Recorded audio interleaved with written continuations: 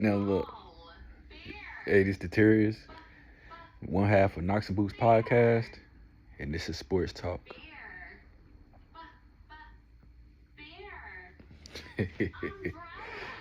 Oh man, where do I even start? So I did a video last week, stating who three people who I believed the Falcons should restructure contracts. Man, I caught a lot of flack online. I mean, a lot of flack. People, especially on TikTok. Listen, I respect everybody's comments. I can't respond to everybody because some of them they got a lot of comments, but I see them, and man, people getting their feelings real fast. So let's dive into what has been going on recently, and let's see if I was right. Of course, I already know I was. So if you haven't caught last video I gave three names: Chris Landstrom, Jesse Bates the third, and AJ Terrell. Well, as of recently, and I also mentioned in that last video, I think they restructured Jake Matthews' contract, and I did mention that. So on top of Jake Matthews, there were three restructures that were done this season. The first one was in January with Troy Aikman to give him extra time. I think he's injured, so that was to give him extra year. Then Jake Matthews happened last week, and Jake Matthews, I think they cleared up $10.5 million in cap space. Recently, as of right now, AJ Terrell, one of the three people who I mentioned who the Falcons could use to restructure, they restructured his contract, bringing in an extra $9 million. I get it. We all fans here, man. And some fans see it as that if they just, hey, yes, cheer for the team, whether it, good or bad, let's cheer for the team, which is fine. That's the only way to be a fan. And if you criticize, you give constructive criticism, you're not really a fan. Or you can go watch 30 or 31 other teams. I chose to be a Falcons fan. I've been a Falcons fan since I was born. I'm born, red, everything. I'm a Falcons fan. But that don't mean that I'm not paying attention to what the team is doing, and I gotta like every direction that the team is going. No, that does not make you a fan. That make you a brown noser. A real fan would call out, when a team is doing bad. If you're just sitting there just saying, hey, what is whatever's team, then you really don't care about that team. You just you really don't. But obviously somebody's listening and somebody's thinking the same way if they're out there doing the moves. We can never, as fans, pretend to be smarter than the smartest guy in the room. And I don't pretend to be that at all. But there's just some things that's common sense. So I looked up a lot of the stuff that I had posted out, and so the reason I took my stance because I did a lot of research on it. And obviously the Falcons know the same thing. Ian Cunningham is a brilliant GM. We've seen him in Carolina fix Carolina up, and Carolina right now is on track. They're ready to make some noise. We also seen him in Chicago. He went to Chicago, changed that organization around. I don't have no problem. I have the utmost belief in that he can fix the Falcons.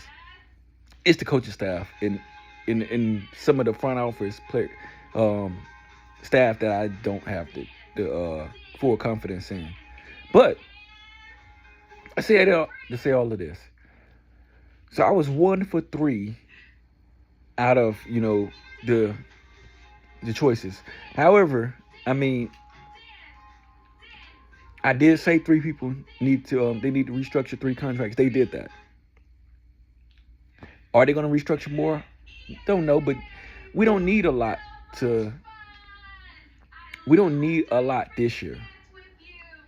You know, you don't want to be like the Saints kicking a can down the road, but I do think we have a chance to be competitive this year, especially seeing that Mike Evans is gone from Tampa. So they're going to be without their longtime best receiver ever. Like, it kind of reminds me of what the Saints did with Michael Thomas when he finally left. And that's not to say Baker can't be Baker. Baker still could be Baker. But having Mike Evans there made them a little bit more scarier. I don't really feel that same type of, need for the concern with them. I believe that we have the better overall roster. And I do think that we could win. We could have a possibility of competing for our conference. That's why I'm saying make the moves now. We don't have much on the draft tip. Like, we really don't. We really don't. On the draft, we're kind of like we're living on a prayer. So,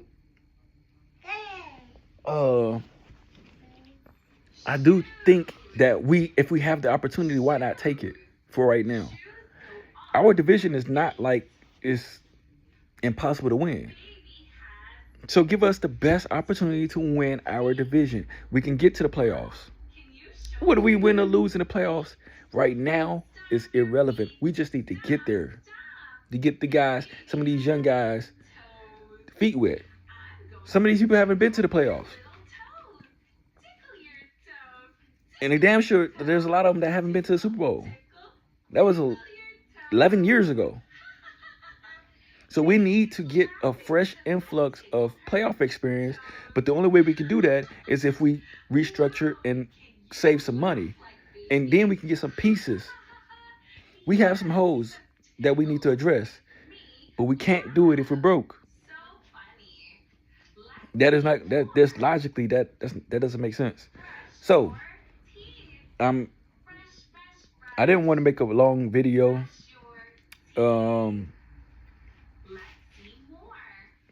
Everything kind of is progressing. They cut Kirk Cousins. Like, I would have waited till after June 1st and cut Kirk Cousins because we could save a couple $1 million.